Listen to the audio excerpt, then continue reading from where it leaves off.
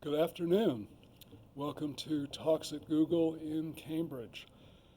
Today it's my great pleasure to introduce Dr. Edward Baptist, Associate Professor of History at Cornell.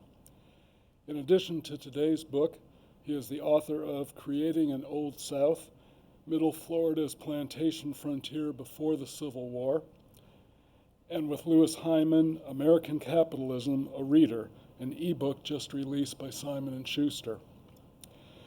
Today marks the beginning of his tour to discuss his new book, The Half Has Never Been Told: Slavery and the Making of American Capitalism. Publishers Weekly has said that this book is an unapologetic, damning, and grisly account of slavery's foundational place in the emergence of America as a global superpower, balancing the macro lens of statistics and national trends with intimate slave narratives. Delivered in a voice that fluidly incorporates both academic objectivity and coarse language, Baptist Chronicle exposes the taint of blood in virtually all of the wealth that Americans have inherited from their forebears. Please join me in welcoming Edward Baptist. All right, thanks, and thanks to Google for having me, and thank you for showing up. I appreciate it, and I'm not going to talk about The Economist yet, but if you have questions, I don't think I can avoid them. Also notice I think I might be the only person in the building with a tie. I expected that was going to be the case, but my wife just got this for me, so didn't really have a choice. All right, so I think what I'm going to do is read a passage and then talk a little bit and then read a passage and have a few more things to say, and then maybe either one or two more passages after that. But I want to leave plenty of time for question and answer. So let me start. On a bright spring Maryland morning in 1805, Charles Ball rode comfortably on the board seat of a wagon, the lead rope of his owner's yoke of oxen in his hands. He was driving the team to a little town on the bank of the Patuxent River. Ball's latest owner, he'd had 5 in his 25 years, was a hard man. Mr. Ballard would make a slave work in the woods on the snowiest of days with no boots. But Ball had hopes. All through the neighborhood, he was known as a strong, intelligent worker with a steady temper, unlike his irascible African grandfather or his runaway father. Charles Ball had been hired out to the Washington Navy Yard and had come back instead of running away like so many others had done when they had worked abroad. Ball could figure out faster, smarter ways to do any job, and he had incentives, a wife and children owned by another white man. Ball's extra hours supplied his family with food and clothing. And though he would later laugh at his younger self, the 25-year-old Charles Ball hoped for his own and his family's freedom. And he was not alone. In Maryland's decaying tobacco economy, enslavers were allowing many African Americans to buy their freedom. The free constituted 5% of the state's 111,000 people of African descent in 1790, and they'd be 22% of 145,000 by 1810. Maryland was becoming a middle ground between a slave state and a free one. And I go on to explain that Ball gets to the town where he's bringing the team of oxen, ties up the oxen, and goes to get a little bit of breakfast. But he sees his owner standing outside the stable talking with another white man. Uneasily swallowing a last mouthful, Ball stood up and walked slowly out. He began hitching up the oxen, fumbling with the leathern rope. Suddenly he felt the presence of several people looming around him. He turned, as out of nowhere, a dozen white men had surrounded him. Before his eyes had time to flicker from one hard face to another, his head jerked back as someone seized him by the collar from behind. "You are my property now," a voice shouted in Ball's ear, and as he whipped his head around, he saw the man with whom Ballard had been whispering. You must go with me to Georgia," the stranger snarled. So I then set what's happening to Ball in the context of the larger migration that's just beginning, a forced migration that would ultimately move 1 million enslaved African Americans from older parts of the South to what would become increasingly larger new parts of the South as the U.S. acquired more territory. And I talk over the course of the book about how the slave trade that develops changes and grows and becomes, in fact, the breeding ground for a lot of innovative business practices, for a lot of market making, some economists might say, for a lot of institutions that bring buyers and sellers together, that make information flow more freely, that make credit flow more freely, all in the name of moving enslaved human beings. And I continue to follow the story of Charles Ball. I talk about how he is actually locked into a series of chains called a coffle, and how the march south with 51 other people to whom he is chained begins. And I try to take the reader into his mind as he described it many, many years later, as these events were happening. How he dreamed that night as he lay in chains that his son came to try to break the chains but could not, and how he then dreamed about his grandfather, who I mentioned just now, his African grandfather, who had in fact helped Charles's own father, the grandfather's son, to escape from slavery so that he could not be sold.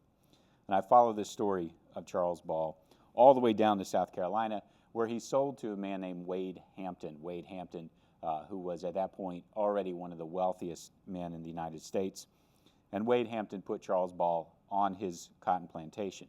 Now at this point, 1805, cotton is a relatively new crop in the United States, and it is just moving into the position that it eventually comes to hold in the world economy, and it holds that position for a large part of the 19th century. And that position is that of the world's most widely traded commodity. Through most of the 20th century, that position would have been held by oil. Through most of the 19th century, that was held by cotton. Cotton was the raw material that was used in the factories of the new industrial system that was emerging in England and later in New England. It was turned into textiles that could be churned out at a quantity and of a variety previously impossible with traditional modes of hand manufacture. And they would slowly push out other kinds of textile manufacturing around the world and themselves become a massively important kind of trade, a massively important commodity that's shopped all around the world. This, in other words, the cotton is the raw material of the Industrial Revolution. It is the raw material of the early modernization of the global economy. And Charles Ball would be forced to make it. Now, what's significant about how African Americans make cotton starting in the 1790s and going all the way up into the Civil War is the fact that the cotton they made pushed other producers out of the market. It gradually became the dominant, the U.S. South gradually became the dominant producer of cotton on the world market, whereas it had made almost none at the start of the Industrial Revolution. So as the market for the raw material is growing dramatically, not only the ability of the U.S. South to produce it, but their market share is growing dramatically. And one of the historical problems that I try to address in the book is why that was the case. One reason is that huge amounts of land were taken from Native Americans, huge amounts of land were bought from other European powers, later from North American powers. They're seized, like the territory that's taken from Mexico.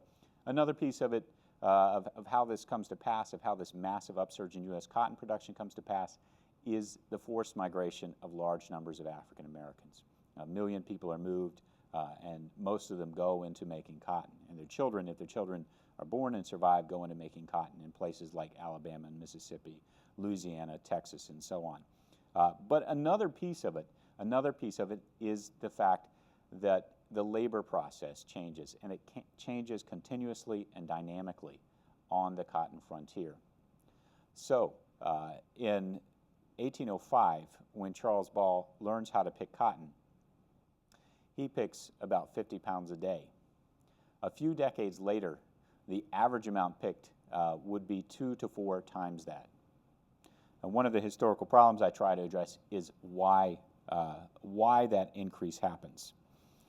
And this is something that I imagine is going to be a continued subject of debate between historians and economists.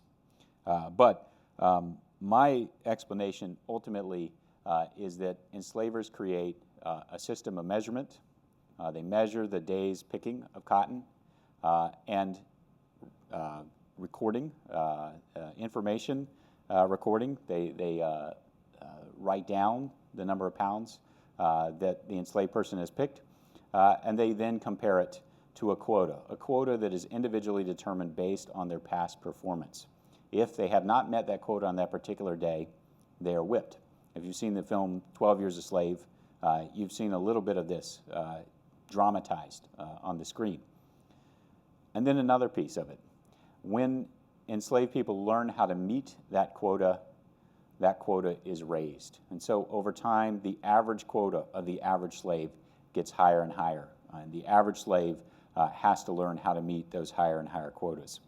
And that explains why the price of cotton in real dollars, raw cotton, is 15% in 1860, what it was in 1800, even though the demand for it has increased dramatically. All right. How did enslaved people describe that process that they went through? The process of being forced, of being moved, and we've heard a little bit of that from Charles Ball, and then the process of being forced to raise their own ability to produce this crucial raw material for the Industrial Revolution. Well, at the heart of my book, I tried to put the voices of enslaved people themselves. And this can be hard to do because, as you may be aware, literacy was essentially forbidden for most slaves in most states. And of course, they didn't have the tools available ready at hand to write and record their thoughts. But despite that, we do have access to the experiences and the thoughts of formerly enslaved people. Because as people like Charles Ball, who was not unique, but very unusual in that he successfully escaped from slavery in the Deep South, but there were other people like him. As people like Charles Ball escape, many of them were able to find people to help them write down their memoirs, create their autobiographies, and publish them. And this became the basis in many ways for the abolitionist movement that will ultimately oppose slavery. There are about 100 of those published autobiographies from the 19th century of formerly enslaved people. And they're a great source for studying what the experience of slavery was actually like. On the other hand, in the 1930s, there were still thousands of formerly enslaved people alive. And the federal government, as part of the Works Progress Administration, one of these agencies of the New Deal that was trying to put people back to work, hires different individuals, some of them graduate students, some of them unemployed teachers, some of them sort of locally prominent spouses of judges, and so on and so forth. Anybody who had the ability to go and make connections with former slaves was sent out into different neighborhoods and communities around the country. And all in all, about 2,200 interviews were done with formerly enslaved people. And these narratives are also crucial to the story that I tell. I try to put those things at the center of the story, and as we could talk about later, that is in itself, as it turns out, something of a controversial act. All right, so there was one person who gave his testimony to a WPA interview named Henry Clay, probably named after the famous American politician, born about 1840. And he told a story to his interviewer in the 1930s that I think is really interesting. Now, he claimed he had been born into slavery in the Carolinas and then moved to Louisiana as a boy. And he grew up on a cotton plantation in Louisiana, being forced to work faster and faster. And he claimed to his interviewer that his owner once possessed a machine which, by his own account, made cotton cultivation and harvesting mechanical and rapid and efficient. And by the way, there was no mechanical cotton picker, no machine that would do the job slaves did until the 1930s. It turned out to be a very difficult engineering problem to solve. But his owner supposedly had a machine that solved the problem to some extent, the problem of how to pick more cotton, because of course, the more cotton your slaves picked, the more pounds of cotton you would sell, the higher your total revenue would be as a slave owner. So this machine was a big wooden wheel, as Clay remembered, with a treadle on it. And when you tromped on the treadle, the big wheel goes around. On that wheel was 4 or 5 leather straps with the holes cut in them to make blisters. And you lay the Negro down on his face on a bench and tie him to it. Now, when the operator pumped the treadle to turn the wheel, the straps thrashed the back of the man or woman tied to the bench into bloody jelly. According to Clay, the mere threat of the whipping machine was enough to speed his own hands. Now, the contraption might have actually existed, but I actually think it did not. I think it was not a material thing, but it was actually a metaphor. I think he was saying that every cotton labor camp carved out of the southwestern woods used torture, used whipping as its central technology. And so every day, with measurement, with recourse to the information that was already recorded about people's production, and then with whipping of those who didn't actually succeed in meeting their quota, calibrated pain was being used to push enslaved people to exceed their previous day's gains in production. This was a kind of technology, a technology of whip and measuring weights and slate, where the pounds would be recorded, which forced people to focus their minds on inventing new ways to perform repetitive and mind-numbing labor at nearly impossible speed. Fingertips hardened, but also became more subtle and swift. Enslaved people developed different tricks, ways to get down the row with as little wasted movement as possible. Some of their new discoveries they could teach to each other, but ultimately one also had to, and you get some of this from some of the ex-slave interviews, they had to split their own consciousness in half in some ways, to be present but not be present, to generate unseen creativities of movement, new graces of speed. And this was the key, I would argue, to the astonishing increase in cotton production over time, which is extremely important to the creation of the modern economy. Because, of course, raw cotton at 15% of its earlier price enables the factory owners who are processing that into one of the most important commodities that they sell, the cotton textiles, which go all over the world and invade all kinds of markets, from India to China to Africa to Latin America. It allows them to lower the price of their product. It allows them to skim off revenues and reinvest them in new machines. It allows them to pay slightly higher wages to workers, which dampens down industrial unrest. And so the increased productivity on the cotton plantation is one of the keys that makes all of those things possible. Let me transition to one more reading. And this reading brings us to Boston. This reading brings us from Maryland, South Carolina, and Louisiana specifically to Boston. And Boston was closely linked to the things that were happening on the cotton frontier. And not just because the textile factories that boomed, that were so important to the Massachusetts economy, and Lowell and other parts of the state, were most of them owned by men and women who lived here in Boston. Well, one of the members of the class of people who owned those factories had a particularly direct relationship to Louisiana cotton fields. And this was a man named John Gorham Palfrey. And he actually lived in Louisiana briefly because his father, John Palfrey the Elder, had been a merchant in Boston, but then had bought a Louisiana plantation about 1804 and moved down there. And he moved his 5 sons, and one of them, John Gorham Palfrey, was the oldest, and he went to, he left Louisiana when he turned 18 and moved back up here to go to Harvard.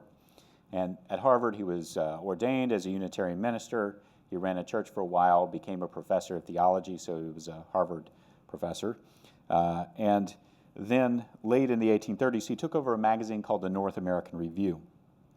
And the North American Review was a sort of New York Review of Books or Atlantic or something along those lines of the 1830s. It was the magazine of a national educated middle class.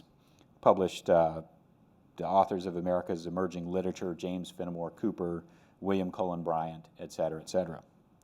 But his 4 brothers were still in Louisiana, and they gradually took over their father's cotton operations as he got older. The brothers stayed in contact, and John Gorham Palfrey sometimes went down to Louisiana to visit. In the 1830s, he came down, went back up to Boston, and he wrote letters that asked ironically after individual enslaved people in the terms of racist parody.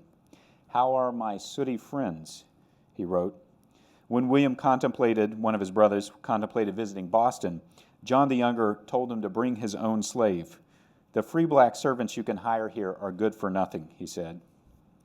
The Palfreys agreed, it seemed, on slavery and race, as they did on national politics. They were both part of the Whig Party. Well, as John the Elder aged, this is John Gorham's father, the Louisiana Palfreys took care to advise their Massachusetts brother that under the terms of the Louisiana Civil Code, that's a Napoleonic form of law, he would inherit automatically 1/3 of his father's property. One of the brothers had died in the meantime. And most of the value of that property was in slaves. The best way to turn that share into money usable in Massachusetts would be to sell the people he inherited. "But you might incur the risk," wrote one of his brothers, "of some busy abolitionist reporting that the Reverend Dr. Palfrey had been selling human flesh, etc., or living on the income of slave labor." So Boston at this time was also becoming not just the hotbed of textile money and textile innovation, but of abolitionist critique of slavery in the South. In the autumn of 1843, one of the season's first cotton ships arriving in Boston to offload cotton for Lowell, also brought news from New Orleans. Old John Palfrey had died, and John Gorham Palfrey now owned 20 human beings. And it's at this point that something unexpected happens. John the Younger decides he doesn't want any more money from slavery. And so he tells his brother that he wants to free all of the slaves. But Louisiana law at that point will not allow him to do that, at least not if they remain in Louisiana itself. The other brothers try to talk him out of it, and they're becoming increasingly angry at him. In fact, when they disagree with him, he goes around them, sends a petition to the Louisiana state legislature for an exemption to the law forbidding the freeing of slaves who would then remain in Louisiana near their families and so on. One of the brothers writes angrily back to John. The whole story would be published in the local paper on Saturday. Local planters, their neighbors, would hear it. They would get questions. Their neighbors would think that they were from a family of abolitionists. Meanwhile, proposing emancipation for 20 of the people at their father's slave labor camp would render the other 40 unmanageable. They would talk back to overseers or run to New Orleans to find a lawyer for a freedom suit. Better to let them remain quietly at work, and time will gradually settle all difficulties, one of the brothers insisted. Don't rock the boat. But John rocks the boat. And eventually he travels down the Ohio River and brings back 17 of the 20 people who then become part of Boston's free black community. And I want to end with this because it's a complicated story. Palfrey doesn't seem, even after his conversion to not wanting the profit of slaves anymore and being willing to fight his brothers in this way to free those 20 slaves, he doesn't seem to be particularly anti-racist by any terms that we would understand today. But despite that, he does carry out this act, which was very difficult for him. It was costly to him, not just in monetary terms, but in terms of his relationship to his family, and even in terms of his relationship to other Boston elites who are by no means abolitionists in the early 1840s. There are people in his social circle who stop talking to him, who stop inviting him to the best parties. He paid a price, certainly not the kind of price that Charles Ball paid for slavery and for opposing slavery, but a significant price all the same. And in the book, I try to explore some of the reasons why that might be, the gradual resentment of some northern elites against southern political power, which protected slavery. But I think the essence of what happened here that I want to pull out in the case of John Palfrey is that despite the multiple kinds of cost, and we have to acknowledge the kinds of cost he paid, despite the multiple kinds of costs, he made a choice in his own time to forego those things and do something that had an impact that went beyond the 17 people who he freed. It was a political act. It was a political act that in its own way, as I explore in the book, helped to change the nature of anti-slavery in Massachusetts. So I think the lesson here is don't be evil, which you may have heard before. But it's a tough choice. It's a tough choice when you're going up against deeply embedded social and economic realities, deeply embedded social and economic interests. And John Palfrey did, to his credit, make that choice.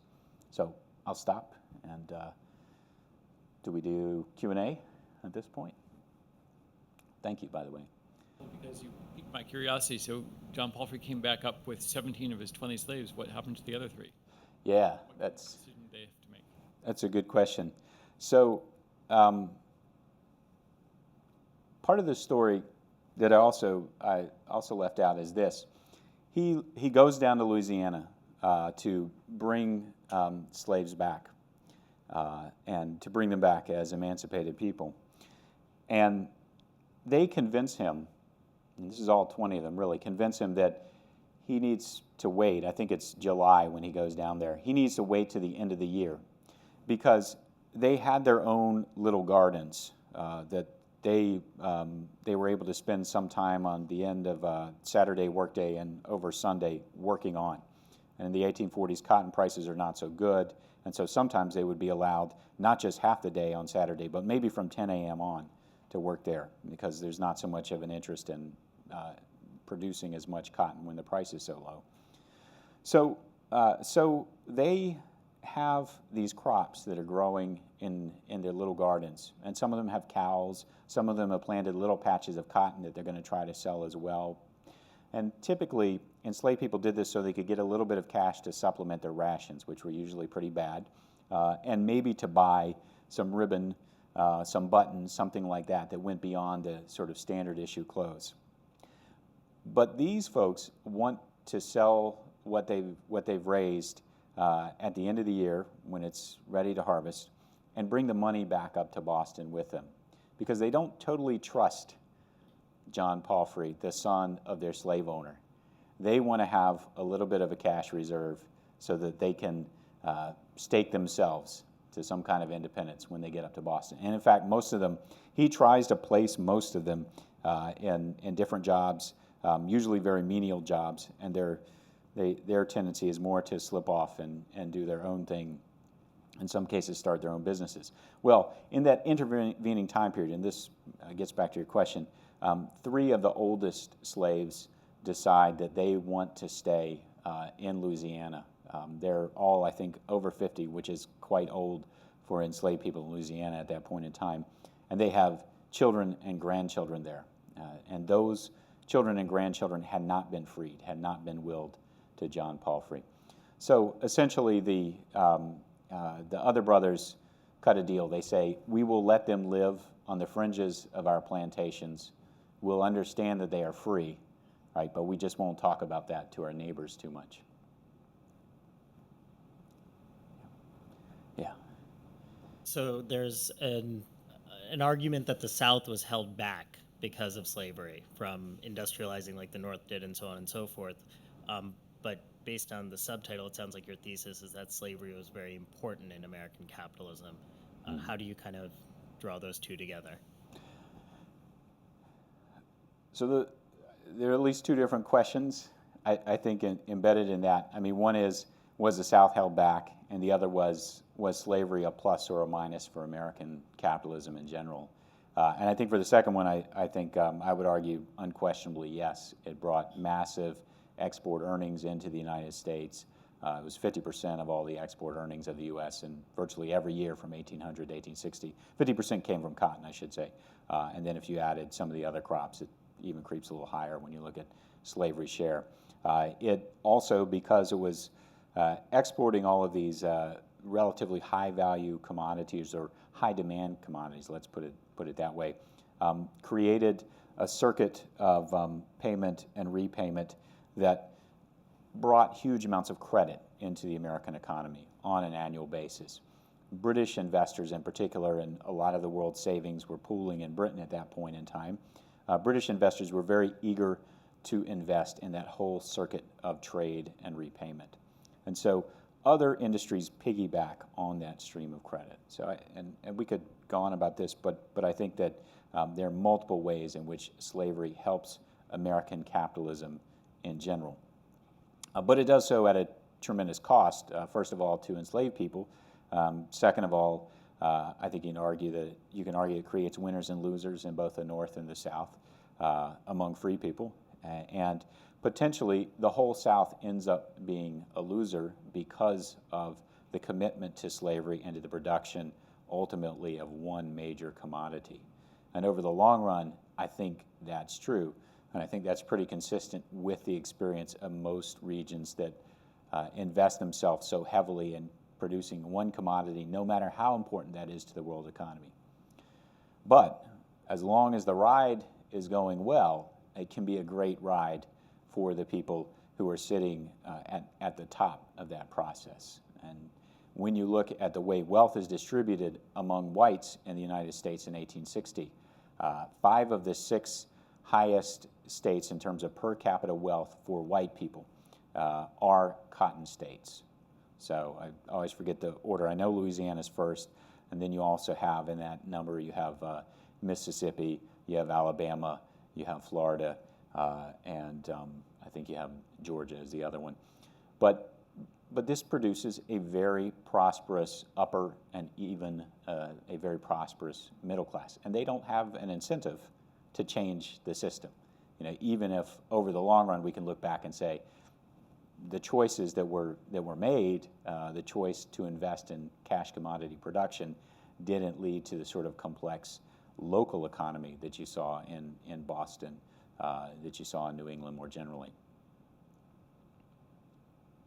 You also have to reckon with the fact that the Civil War happened, which not only stripped the southern states of 20% of the accounting wealth, the wealth on the books of the country, which is enslaved people, and thus left them in a much lower position financially than they had been before.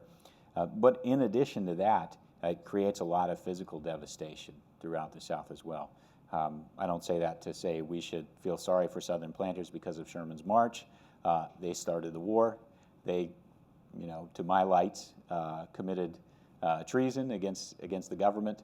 But it does have a long-term effect on the future development of the South. You started off at the very beginning by referring inevitably to the Economist Review. Yeah. Obviously, the book is going to have a certain reception out in the world where there are already established agendas, but I'm curious in academia, among economists and historians, there's probably been a lot of research, an ongoing dialogue over years and decades that most of us are unaware of. Where does this book and your research fall in an ongoing dialogue and debate? Yeah. No, that's a really good question.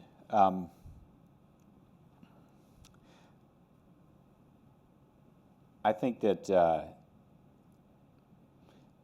there are certainly things about my book that I, as the author, would argue are new and innovative, and I can talk about them in just a second. But at the same time, there is this long debate about, was slavery capitalist? To what extent, if it was capitalist, did it contribute to the larger development of capitalism? Or perhaps, alternatively, it was something that put the brakes on the development of the modern economy, not just in the South, but elsewhere. And I've laid out where I stand on the last point, certainly. But I'm not the only person who would make the argument that there are key things about slavery as a set of institutions and practices, as a culture that make it more like the rest of the emerging Western capitalist complex in the early 19th century than it is less like, more alike, more part of than it is different, than it is separate, that it is just one flavor and a larger banquet of capitalism, and it contributes to the overall whole. And there are a number of historians who would argue that.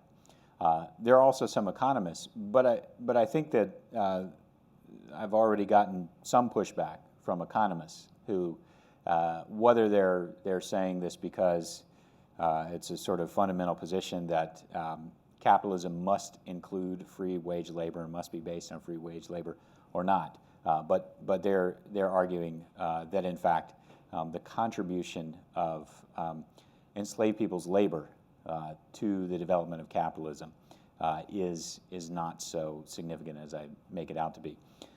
One point in particular where there's some debate and some divergence is what is the cause of that massive increase in productivity that I mentioned? Productivity, of course, is defined here as the quantity of labor, or the quantity of output, I should say, the quantity of output generated in a given amount of time, so the number of pounds picked in a day by one laborer. And some economists argue that the source of that is improved cotton seeds, and that this produces a bigger yield of more pickable cotton. And I would argue, and I say this in the book, that that is definitely part of it, but somebody still has to pick the cotton. There's more cotton out there, and it's easier to pick. It's probably not 4 times easier to pick. And there's still a lot of moving, a lot of grabbing, and a lot of pulling.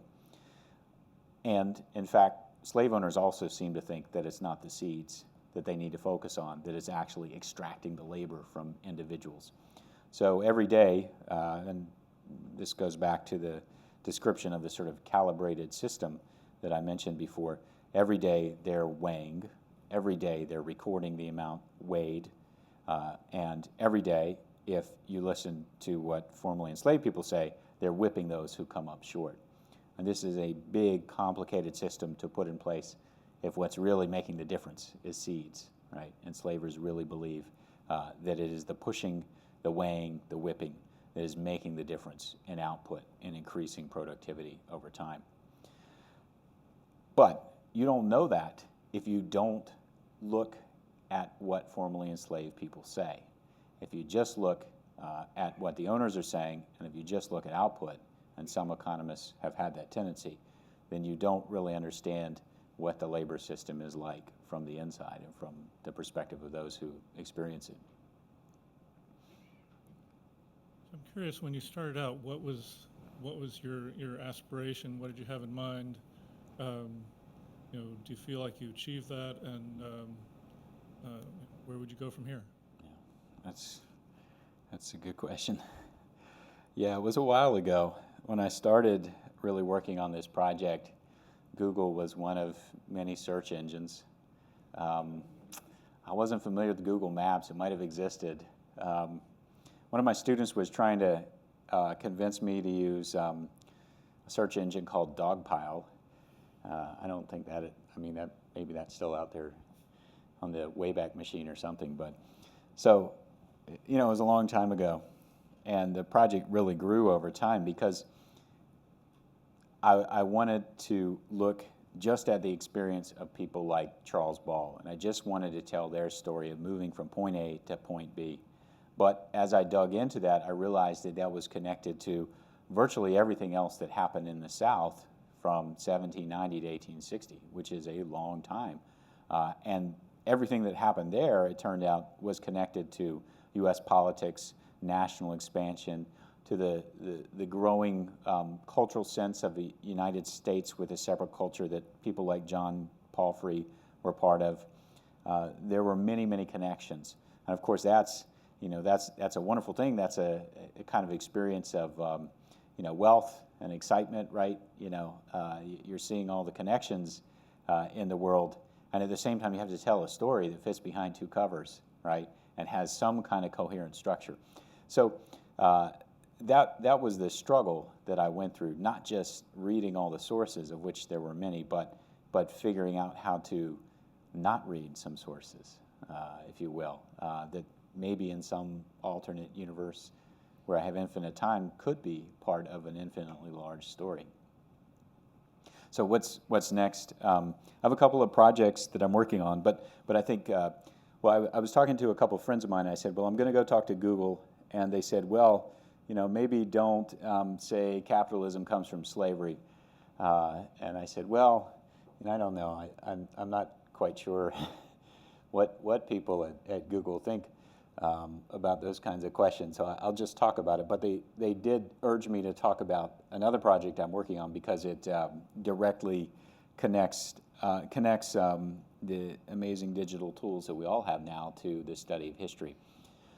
So one of the things that when I was doing research on this project, one of the things I always wanted to have was a collection of runaway slave ads, a full collection. I don't know if you've ever seen these things, if you've read Frederick Douglass's autobiography, he discusses them. Other fugitive slaves talk about them.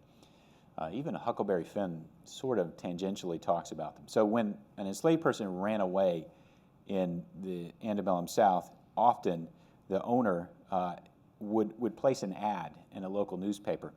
And this ad was very frank in many cases because it had to physically describe the person.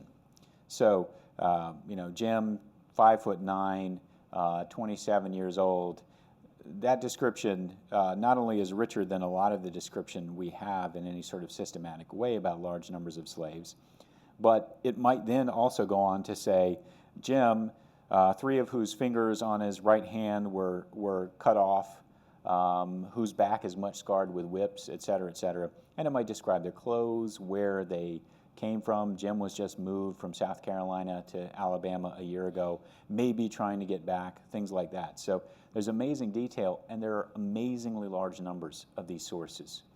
My vague estimate is that there are probably about 100,000 of them out there in newspapers that survive, because the early 1800s is the era of another new technology, the steam-powered press, and newspapers proliferate. They stop being weeklies and become 2 or 3 times a week. Then they become dailies. Newspapers are everywhere, and runaway ads are in most of the southern ones. So my guesstimate is that there are about 100,000. I don't think I'm off by a whole order of magnitude. I know not on the low end anyway. We already have gathered over 10,000 of them. But what I want to do is not just gather them and put them in digital form, collect them as a whole bunch of PDFs, but what I also want to do is create a database that categorizes the information, and we're going to use a relational database as the sort of underlying structure there, categorizes the information that's in those ads, the name, the height, where they ran from, how many times this ad ran, and so on, so that you can do all kinds of interesting analysis. And we'll also record all the text, which will allow us, hopefully if we get enough text, to do some very interesting sort of text mining with it. And in fact, one of the people that I'm working with at Cornell's library wants to run, this probably already occurred to a lot of you, but to run basically the same kind of analysis with a relational database as with the text mining, and see if you've got radically different kinds of results, see if the difference might tell you anything about the ability or the usefulness of different text mining tools and techniques. And then the other piece of this database is that I want a large part of it to be crowdsourced.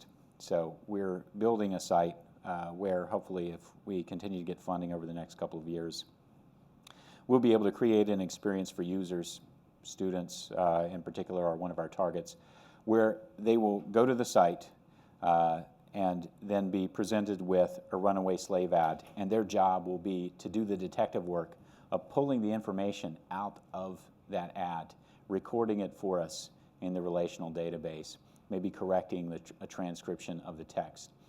And as they do that, they will be building and deepening our database. And we think the kinds of historical analysis we can do with this will be significantly more effective and more interesting than a lot of the work we've been able to do so far in slavery studies. So that's the next project. Yeah, that's pretty interesting. I have a question that's on a different subject, though. Sure.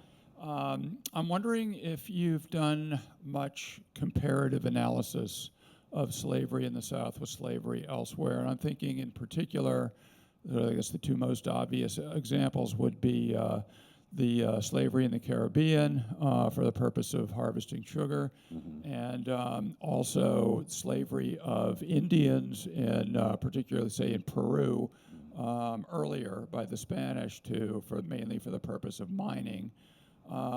Those, in particular, the Spanish system seems pretty different, also seems pretty clearly not to have led to any sort of industrial capitalism at all. I guess for the British system in the West Indies, you'd probably have to look at how that related to industrialization in Britain more. And I know there's a lot of literature on that already. But anyway, I'm just wondering, just in general, do these kind of comparisons tell you anything about your own theory? Do they support it? Do they tend to not support it? How do you look at that? Yeah, that's a great question, and I don't know so much about the systems of forced labor that are used on native peoples in the Andes, for instance, to get silver.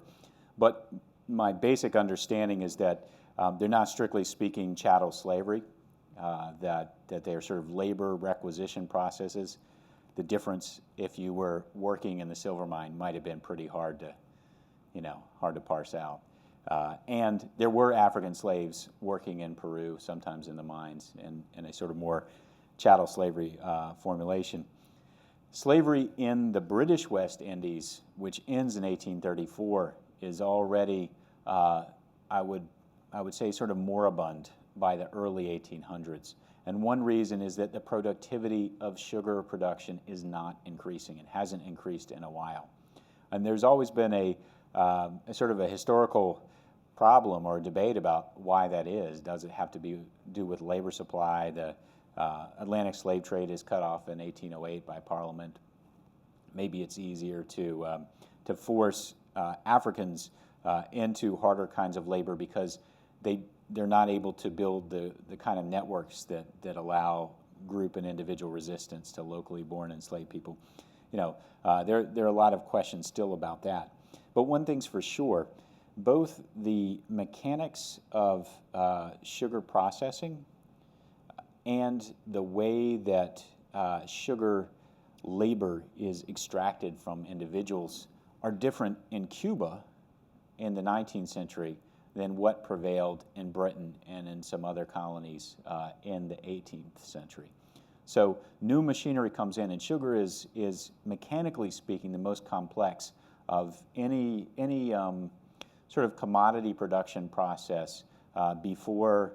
You could argue it's actually more complex than the Bessemer process for making steel, but it's more complex than any sort of chemical process. So it's any non-medical process than anything that happens before the late 19th century. It's very important for sugar slavers to have a lot of credit so that they can invest in this kind of machinery, and the kind of machinery they have is very important. Well, there are a lot of key inventions in the 1810s, 20s, and 30s which allow a speed up in the processing of sugar. And this is significant because there's a kind of a bottleneck if you don't mill sugar, if you don't then refine the juice that you get from the mill. Within about 24 to 48 hours, it starts to go bad. So unless you have many, many sugar mills, there's a limit to how much labor you can actually profitably use on one sugar plantation. The change that's driven by these mechanical technological innovations leads to a dramatic increase in the size of sugar plantations once they're created on Cuba. And that primarily begins to happen after 1834, after the British Emancipation. So in Cuba, the sugar plantations get much bigger, they get much more sped up, and labor is then behind the processing. So labor in the fields is slower than what's happening in the processing centers. So labor in the fields is then sped up. And the enslavers in Cuba actually use some techniques that are very similar to what happens in cotton fields to get people to plant and to cut and to harvest more rapidly.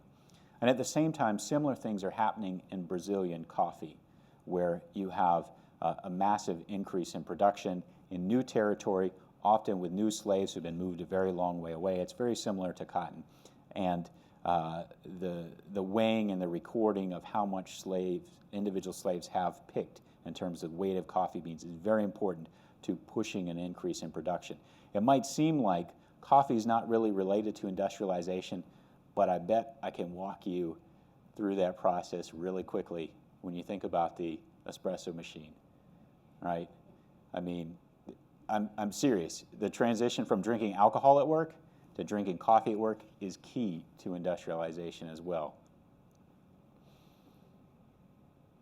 So the Jamaican example, for instance, is a little, it fits into a longer story of slavery and industrialization that's bigger than just the U.S.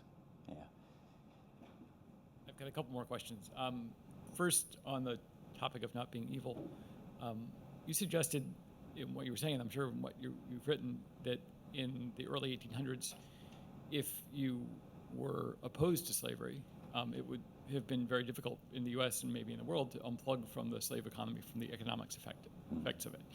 Can you think of examples, other than the Civil War itself, of course, that were effective at that time in bringing an end to slavery in the U.S., and particularly things that were effective on an economic level? And then my second question is, can you actually talk about the Economist review and response to that and so forth? Yeah. Yeah, I can try to answer both of those. But when you ask effective at ending slavery in the U.S., do you mean in let's say local emancipations, what you have in the northern states, or do you mean effective in ending slavery in other societies beyond the U.S.? Well, I think both, in a sense, in that if what you found offensive was the act of slavery itself, then it was offensive in your country and elsewhere. Mm-hmm. Okay. Huh. So, explaining abolition and explaining why the British abolished slavery has launched all sorts of history books, right? It's spilled a lot of ink, and there's still a lot of debate about that. And there's 2 points of view. One is that it was an act of what one historian calls econocide, right? So it was economically very healthy for Britain to have sugar plantation colonies where the labor was done by slaves, and they abolished slavery as a sort of act of generosity, of moral goodness, if you will. And you can nuance that and say, well, they weren't really so good after all, they actually were hoping for something else, but that's the essential point. The other is to argue, and this goes all the way back certainly to the 1940s, but maybe even before, to argue that capitalism in Britain was changing dramatically by the early 1800s, as evidenced by the Industrial Revolution. And heavy investment in a slave trade, in an Atlantic slave trade that was necessary to populate sugar plantations because people died at an astonishing rate on sugar plantations, so you had to go get more slaves. And the investments and the sort of institutional power that you had to cede to sugar planters, that this was a limiting force, a sort of parking brake on the development of industrial capitalism in Britain itself. And so it's not an act of econocide, it's an act of economic self-love on the part of the British ruling class to abolish slavery. The story, I think, is there's a little bit of both, and it's much more complicated at the same time. If you look at other societies, what you typically find is that they abolished slavery because they had to, because they were forced to do so. So African countries or African societies where slavery actually grows in the 1800s because the European market for the products those slaves make is all of a sudden getting much larger because of industrialization. Those societies only abolished slavery in the late 19th century because they're forced to. They're forced to by the British in particular. Brazil abolishes slavery very late, 1888, and it does so because it's been effectively isolated. It's been isolated by the fall of the South and pressure from its main trading partners, Britain and the U.S. And at the same time, Brazil also has sort of lucked into a really good stream of labor coming in the form of essentially indentured servants who are traveling from Italy, which is at that point impoverished. So they don't completely have to at that point. They're not 100% backed into it, but there's some pretty strong incentives, pretty strong pressures that are being put on them. And then, of course, In the case of the U.S., slavery ends because of war, and a war that's started by enslavers themselves. Now, one question that always comes up is, well, would slavery have ended without the Civil War? And on that point, people who have tried to answer that question often say, well, of course, slavery would have ended. It's just so pre-modern, it would have had to end. Well, it's 2014, and there are slaves in our world. There are people who are enslaved. There are people who are enslaved in Boston. They're not legally enslaved, but they're effectively enslaved, and their labor, which is primarily domestic labor, is very profitable. And then when you go beyond the United States and beyond the West, you find places where forced labor is pretty open in parts of Africa and Central Asia and so on. So I'm not so ready to concede that slavery would have simply had to end because it was so pre-modern or whatever. It seemed to be pretty well integrated into the modern economy. Maybe after the invention of a mechanical cotton picker, we would have seen an end to slavery. But of course, slavery had been adapted to a new product in the past. Now, all right, The Economist. I learned that The Economist would be reviewing my book a couple of weeks ago, and I didn't anticipate that it would be a rave, but I anticipated it would be a kind of a thoughtful engagement that looked at recent scholarship as well as mine, and tried to put my book in the context of that. That's, for instance, what the Wall Street Journal did in a review that came out this weekend. It put my book in the context of other people who are writing about slavery and capitalism, like Walter Johnson here in town at Harvard, who's written a great book essentially on slavery and capitalism, came out last year. That's not what The Economist did. The Economist chose to charge me with writing a history that was advocacy and not objective. We could debate about what objectivity in history is. I'm not sure what they think I'm advocating, but if I'm advocating anything, I think I'm advocating that at the center of any story about slavery should be the sources, and we're lucky in the U.S. that they're pretty voluminous, the sources that are created by the survivors of slavery, that are the testimony of the survivors of slavery. It doesn't mean that's the only source we look at. It's not the only source I looked at. But it's a source that can't be dismissed, and too often in the writing of slavery history has been pushed to the side and made secondary.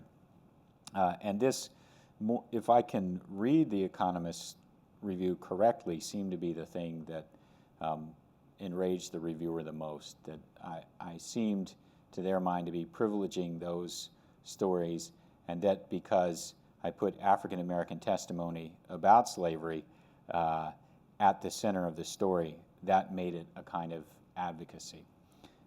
And so I also think that that's the sort of chain of criticisms that enraged a lot of the respondents to the review, because I got the review on Thursday about 1 or 2 o'clock Eastern time, and by late that night, I think there were 5 full pages of comments on the Economist site, and every single one of them that I saw was profoundly negative. And some of them were quite incisive and quite smart. And by the next morning, The Economist had pulled the review with a partial apology. I could say some things about how they used the image of Lupita Nyong'o, which I think was pretty reprehensible the way that they did it, and they haven't apologized for that either. But it turned out to be great publicity for any discussion of capitalism and slavery. I mean, I got the phone was ringing off the hook. They sold a lot of books, and I hope they sold a lot of other books about slavery for some of my friends, and I hope people are going to talk about these issues more, because I think the reaction of The Economist showed that the issue is still alive in a lot of quarters, and discussion of the influence of slavery on how we live today is something that's going to provoke some deep searching questions, I think, for all of us. So hopefully that's hopefully the questions will be deep and searching. Not everybody thought that the Economist Review was deep and searching, but there you go. Hey. So I've been reading Piketty's Capitalism in the 21st Century. Yeah. And it strikes me that part of Piketty's thesis is that capitalism seems to, under at least some circumstances, you produce greater and greater wealth for a smaller and smaller number of people, and the working class ends up getting poorer and poorer. At which point, slavery kind of seems like the limiting case of that. I was trying to formulate a question, and I have failed utterly. But any thoughts about how that pertains to models of capitalism and how it evolves over time? Yeah. I'm not sure if you failed to formulate a question or not. I think what you did was you opened up a whole area, right, which is really, really interesting. And I read, I can claim with full truthfulness to have slogged through the whole book. Although I wouldn't actually say it was a slog. If you get into like the last 200 pages, he's got some really interesting things to say about the U.S. And I'm pretty sure all of you, were pretty successful at U.S. or other universities. And there's some really interesting things to say about the kinds of universities that a lot of you all went to and that I teach at and so on, which are rough. I mean, they're rough criticisms, and I think ones that we have to take seriously about the role of wealth and governing them in certain ways. But anyway, I think one of the points he makes is that most human societies, and certainly most societies Western societies since the Industrial Revolution, seem to be arenas for the concentration of wealth rather than the democratization of wealth. Yes, standards of living on the whole rise, but they don't rise nearly as quickly as they do in those brief windows where the democratization of wealth is really sort of running wild. And there are really only two moments where he sees that happening. One is most of the West between World War II and 1968, or maybe between some point in the Great Depression and 1968. And the other, and that's a sort of a high inflation period, which is part of his argument too. But the other one is the U.S. North between the Revolution and the Civil War. And that's also unusual. It's an unusual time and place, just like the West as it goes through the Depression, World War II, and then the Great Rebuild. Well, at the same time, you have this confrontation with the Eastern Bloc, which is not incidental to the story. But the U.S. North is also weird because, on the one hand, it can draw a lot of sustenance, I would argue, from the slave South. It partakes in the circulation of credit that is partly driven by the South and by the willingness of British investors, especially, to send money into the U.S. because it'll come back multiplied through the cotton trade. But the North, of course, isn't weighed down in the ways or limited in the ways that slavery clearly can limit and constrain choices for an economy. And then there's all that cheap land. There's all that free land, right? It's not really free because it has to be taken from the people who already lived on it, but it's there.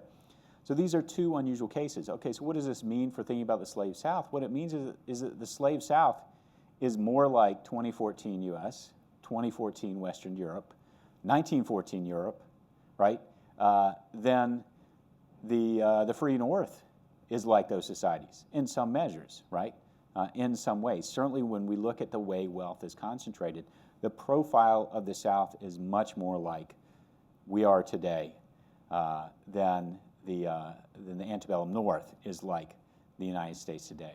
And that's a sobering thought, right? And I think there are a lot of places we could go, and there are ways to take that analysis a little further.